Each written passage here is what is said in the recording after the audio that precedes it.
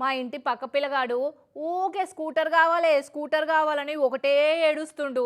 వాడున్నదేమో ముత్తెమంతా, దానికి ఇప్పుడే కావాలన్నట స్కూటరు.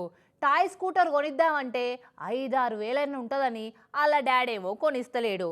కానీ బీఆర్ఎస్ ఎమ్మెల్సీల స్కూటర్ ఐడియా చూసినాక 500 పిల్లగాలకు బొమ్మ స్కూటర్ ఎట్లా ఇప్పియొచ్చో మంచిగా ఎగిరం చేసినట్టు చూపించిర్రు. లూటీ రాజ్యంలో స్కూటీ లేవా? లూటీ రాజ్యంలో స్కూటీ లేవా? అగా చూడు కార్ పార్టీ ఎమ్మెల్సీలు నిన్న కారం దండలు వేసుకొని వస్తే ఇలా స్కూటీ బొమ్మలు పట్టుకొని వచ్చిర్రు కదా. నిరసనలల్ల క్రియేటివిటీని కొత్త పాల పుంతలు తొక్కిస్తున్నారు. కాంగ్రెస్ సర్కారు వాళ్ళు ఓట్లకు ముందు మా పార్టీ అధికారంలోకి వస్తే కాలేజీకి పోయే ఆడపిల్లలకు స్కూటీలు ఇస్తామని చెప్పారు కదా. అగో ఆ స్కూటీలు ఏమాయా అని నిలదీసుకుంటా అసెంబ్లీ మండలిలా గీతీర్ల నిరసన పేరంటం చేసిరు కార్ పార్టీ ఎమ్మెల్సీలు. మంచిగా ఎవరికి నచ్చిన రంగు స్కూటర్ బొమ్మలు పట్టుకొని మీడియాకు చూపించారు.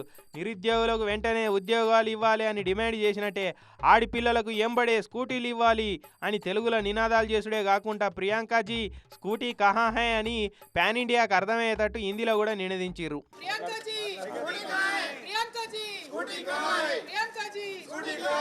కాగడాలు మీదికెత్తినట్టు బొమ్మ స్కూటీలను మీదికెత్తి స్కూటీలు ఇవ్వమని సర్కారుకు సురుకులు పెట్టిరు. ఇవాళ మేము బీఆర్ఎస్ పార్టీ పక్షాన డిమాండ్ చేస్తూ ఉన్నాం. మీరు చదువుకునేటటువంటి ఆడపిల్లలు 18 సంవత్సరాలు నిండినటువంటి ప్రతి ఒక్కరికి స్కూటీలు ఇస్తామని చెప్పారు.